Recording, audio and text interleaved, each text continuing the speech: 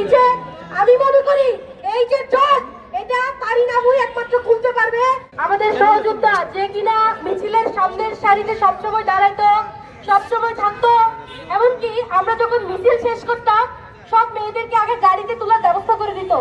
এতগুলো মেয়ে ছিল, কখনো মেয়েদের সাথে ভাইয়া তুমি করে কথা বলে নাই, সব মেয়েদের সাথে খুশি পাই আপনি ছাড়া কথা বলে নাই।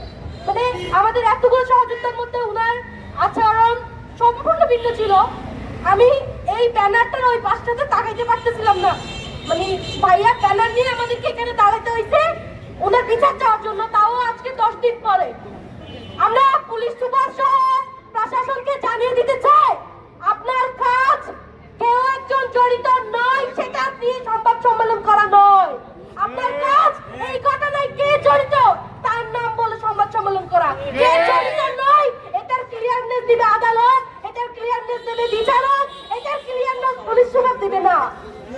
এবং এই ঘটনার একমাত্র রাজসাক্ষী আমাদের সহযোদ্ধা তারিন আবুকে আমরা যেহেতু দেখতে পাচ্ছি।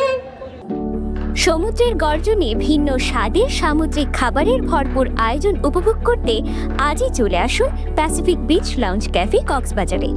এমন না যে তারিন আপু হুজুর মিডিয়াতে আসে না, উনি এর আগেও বহুবার মিডিয়াতে আসছে, বহুবার আন্দোলনের সম্মুখীন নেতৃত্ব দিচ্ছে।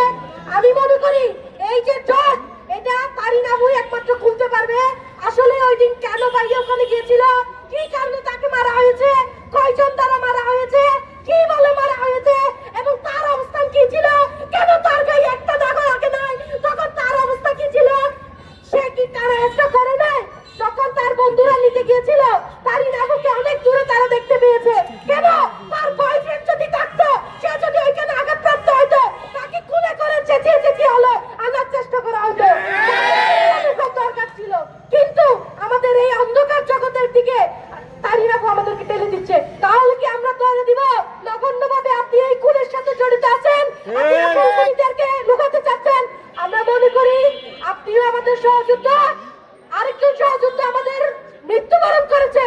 কিন্তু আপনি যদি এই জট খুলে না দেন, আসল ঘটনা কি বের করে না দেন, আপনি যদি এটা মিডিয়ার দিকে না জানান, আপনি যদি এভাবে লুকিয়ে থাকেন, তাহলে ইনশাআল্লাহ আপনার শাস্তি আমরা রাজপথে থেকে আদায় করে ছাড়বো। আমাদের এই লড়াই আমরা প্রশাসনকে যথেষ্ট সময় দিয়েছি। আজকে যে কর্মসূচির মাধ্যমে নির্দিষ্ট সময় দেবে, সেটার মাধ্যমে যদি প্রশাসন আবার ব্যর্থ হয়, আমরা এখানে এক দশক বিটা করবো ইনশাআল্লাহ, এবং বিচার নিয়ে এখান থেকে যাব।